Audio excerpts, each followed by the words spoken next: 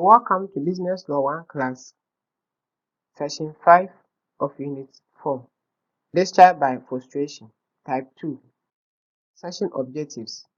At the end of this session, you should be able to state the effect of frustration under common law, discuss the modification of the common law effect of frustration as provided under the Contract Act 1960, Act 25.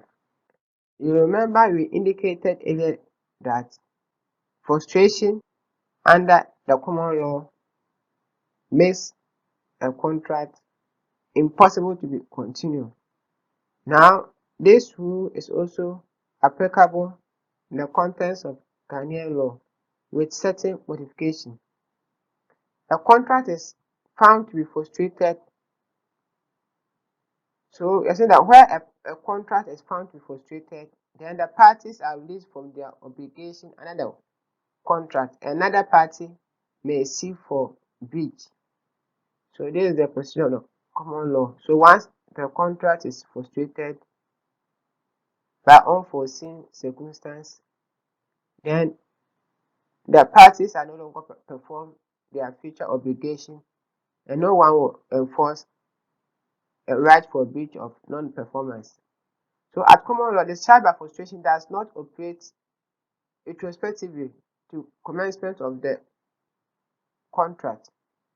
So it doesn't take retrospective effect. That means it is not backwards dated.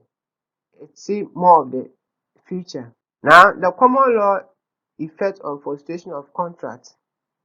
So at common law, what happened was that in case there's a frustration of contract, losses will lie as where they are. It means that if you have incurred any loss, then you will keep your loss. That you can't shift it to the other party, especially if the other party has started the contract. Now, this was too harsh, and the Contract Act in Ghana has made certain inroads. Now, the law provides that all sum paid is recoverable. What this means that if you have paid certain amount of money under the contract which has been frustrated, it is possible for you to recover. Also, all sum payable ceases to be payable. In case under the contract, you're supposed to pay certain amount, then that amount you will cease to pay. You will not pay it again.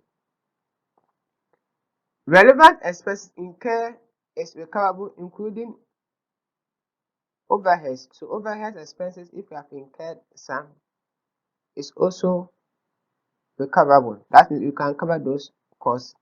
To continue with at this end, the court is saying that if the contract is separable, if you can separate that contract, then the contract will be separated or divided in such a way that not all the part of the contract will be frustrated. Maybe a portion that will be frustrated, by the one which will not be frustrated will still suffice.